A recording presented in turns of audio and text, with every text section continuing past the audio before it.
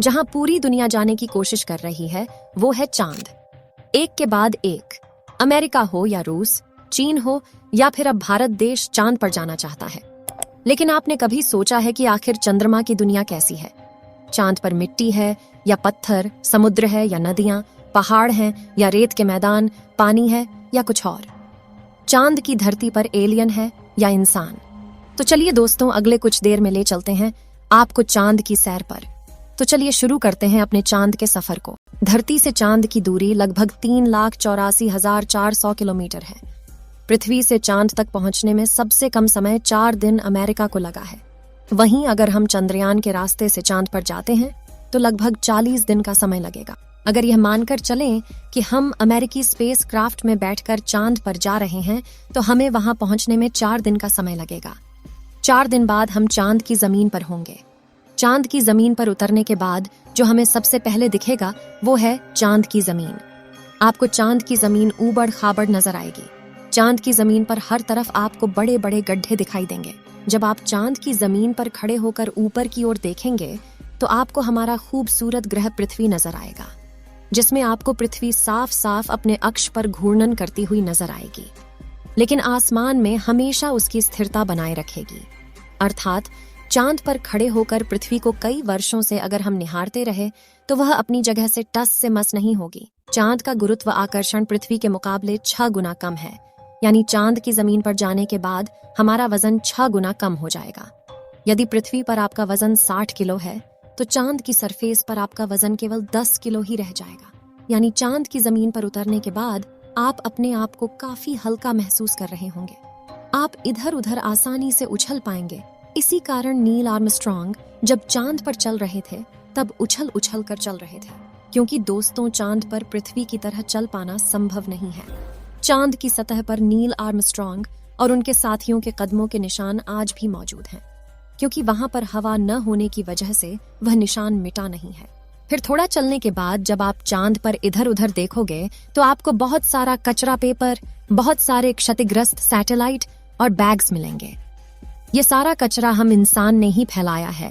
ये कचरा इतना ज्यादा है कि 5 ट्रक भर सकते हैं। चांद पर कचरा और ये पेपर अंतरिक्ष यात्रियों ने फेंके थे, जिसमें उनकी मानव मूत्र और उल्टियां हैं।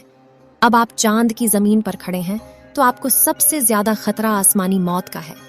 चांद का गुरुत्व आकर्षण कम होने की वजह से इसके पास कोई भी वायुमंडल मौजूद नहीं है। वायुमंडल की नामौजूदगी के कारण वहां पर रहने वालों के लिए उल्का पिंड से मरने का खतरा लगातार बना रहता है। यानी आप चांद पर खड़े हैं और पता नहीं कब एक बड़ा पत्थर आसमान से गिरकर आएगा और आपकी मौत वहीं पर हो जाएगी।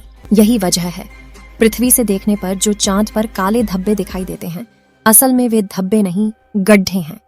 जहां पर सूर्य की रोशनी नहीं पहुंच पाने की वजह से वो धब्बे नजर आते हैं। सूर्य के बाद आसमान में सबसे ज्यादा चमकने वाली अगर कोई चीज है तो वो है चंद्रमा। जब हम पृथ्वी से आसमान की तरफ देखते हैं तो हमें नीला दिखाई देता है, लेकिन जब चांद से आसमान की तरफ देखेंगे तो हमें नीला नहीं बल्कि काला दिखाई देगा। यानी आप जब भी ऊपर आसमान की तरफ देखेंगे तो आपको लगेगा कि आप काले आसमान की दुनिया में आ गए हैं। अब चांद पर खड़े होकर आप बहुत बोरिंग फील कर रहे हैं और हम मजाक नहीं कर रहे। अमेरिकी अंतरिक्ष एजेंसी नासा ने वर्ल्ड रिकॉर्ड में अपना नाम दर्ज करवाते हुए चांद पर वाईफाई की सुविधा उपलब्ध करा दी है, जो कि 3 MBPS तक इंटरनेट स्पीड देता है। यानी आप आराम से चांद पर इंटरनेट चलाकर अपना एंटरटेनमेंट कर सकते हैं। अब आपका मन कर रहा है इंटरनेट तो बहुत हुआ, अब चांद से मैं पृथ्वी पर अपने घर फोन करके बात करता हूँ। आपने फोन मिलाया, फोन लग भी गया, लेकिन ये क्या, आप बोल रहे हैं लेकिन आपकी आवाज मुंह से बाहर नहीं आ रही है। जी हाँ, ये सच है, चांद पर आप कितना भी जोर से चिल्ला लें, आपकी आवाज मुंह से बाहर नहीं आएगी। धरती पर वायु की हमेशा हर जगह उपस्थिति रहती है, लेकिन चंद्रमा का अपना कोई वायुमंडल नहीं है, इसलिए वहां पर ध्वनि तरंगों का संचरण सामान्य रूप से संभव नहीं है। यदि आप चंद्रमा पर किसी को पुकार कर बुलाना चाहेंगे तो उस तक आपकी आवाज नहीं पहुंच पाएगी। परंतु चंद्रमा पर एस्ट्रोनॉट्स स्पेस सूट में रहते हैं, जिसमें ऑक्सीजन और नाइट्रोजन भरकर कृत्रिम रूप से वायुमंडलीय दबाव बनाया जाता है। इसलिए वे सूट में बात कर सकते हैं और उसमें लगे माइक्रोफोन की मदद से किसी अन्य व्यक्ति तक भी अपनी बात पहुंचा सकते हैं। इस तरह से चंद्रमा पर टेलीफोन के काम करने में तो कोई समस्या नहीं है।